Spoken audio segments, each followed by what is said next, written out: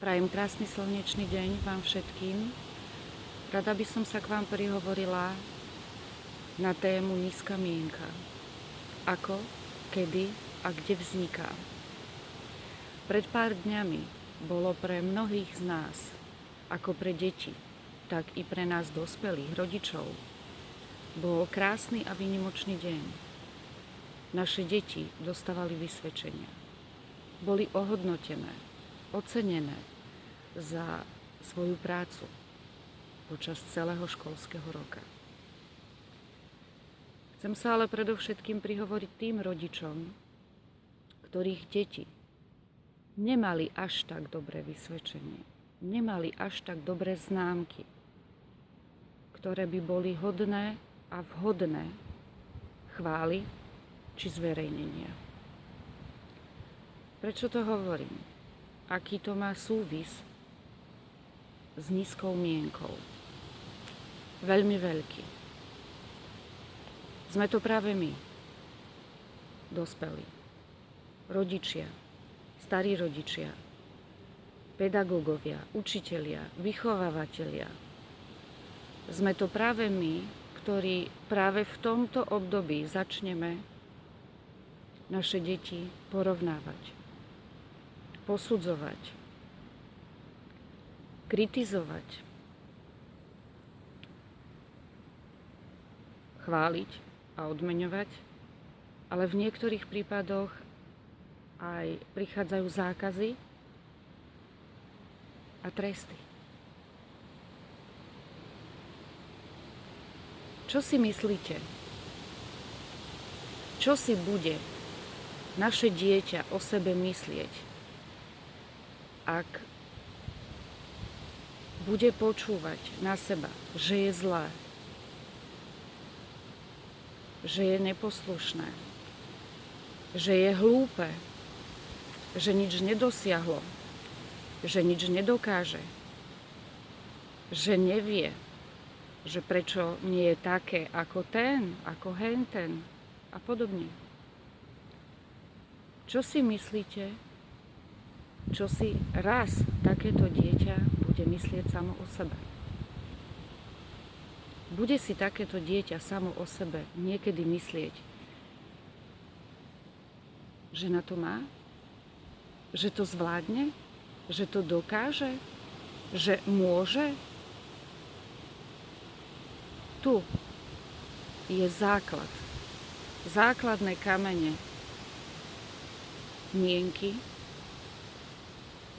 akú raz to dieťa o sebe bude mať. A sme to práve my, dospelí, ktorí dennodenne našim deťom rozprávame. A oni počúvajú. Počúvajú nás a veria nám. Veria tomu, čo hovoríme. A tak sa začnú stotožňovať s tým, čo hovoríme, až do takej miery, že začnú tomu veriť aj oni sami. Tu je základ mienky, sebavedomia, sebahodnoty či sebalásky. Veď sa pozrime na nás, dospelých. Prečo sú dnes plné knihkupectvá, kníh o pozitívnom myslení, o sebaláske, o sebaprijatí, o milovaní seba a života? Prečo? Prečo sa to my dnes učíme ako dospelí?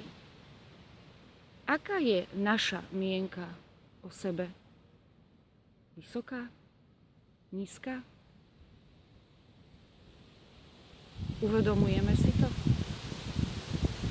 Uvedomujeme si to, čo sa my dnes ako dospelí učíme a že sme to práve my, ktorí odovzdávame svojim deťom to, čo im odovzdávame?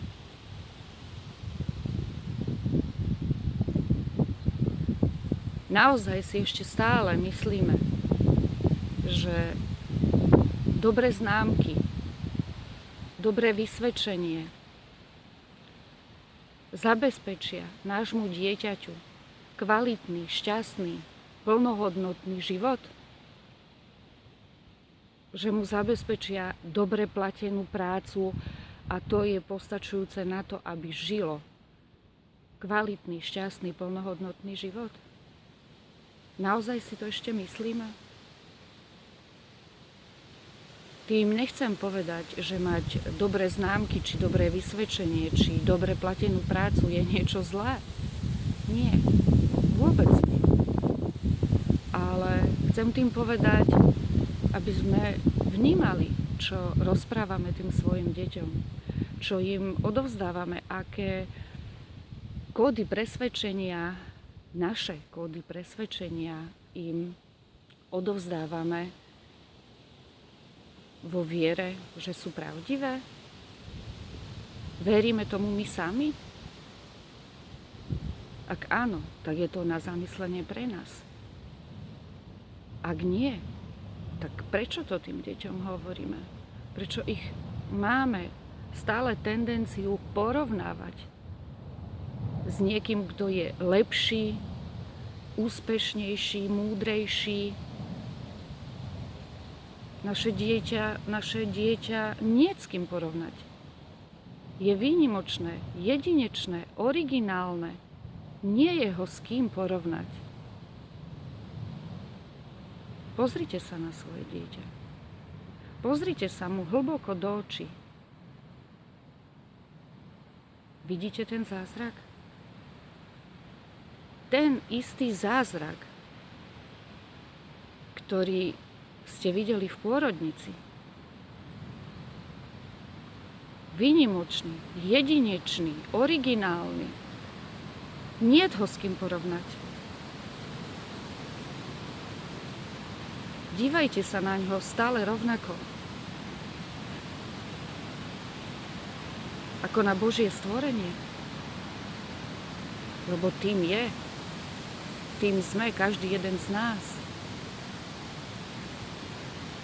Myslím si, že dnes je ďaleko dôležitejšie učiť naše deti a odovzdávať im to, ako majú myslieť, ako majú vedome tvoriť, ako si majú veriť a ísť si za svojimi túžbami, snami.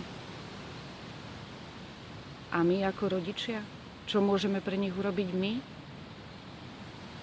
Ja sama som matkou. Sama mám doma 17-ročný zázrak, ktorého nehodnotím podľa vysvedčenia, podľa známok, ale ktorého predovšetkým milujem, takého, aký je. A jediné, čo preňho robím a môžem preňho urobiť ako matka, je ho milovať a učiť ho milovať seba, všetkých a všetko a zároveň ho podporovať, povzbudzovať na jeho ceste. Podporovať ho v jeho viere v seba. Podporovať ho v tom, čo ho baví. V tom, čo mu dáva zmysel. V tom, kam ho volá jeho srdce. To je to, na čom záleží. Aby raz naše deti nemuseli ako 30, 40, 50 roční čítať knihy pozitívneho myslenia, čítať knihy o sebaláske a sebaprijatí, ale bol to pre nich ich prirodzený stav, pretože to sú. To je náš prirodzený stav. Prispejme k tomu ako rodičia, aby sme odovzdali deťom to najlepšie, čo je v nás. aby sme im dali dobré základy do ich života, aby raz žili šťastný, plnohodnotný život v láske, v miery, v bezpečí, v pochopení, v súlade, v harmónii so sebou, s inými, s prírodou. To je to, na čom záleží. Ďakujem vám veľmi pekne za vašu pozornosť. Prajem krásny zvyšok dňa a všetko dobré.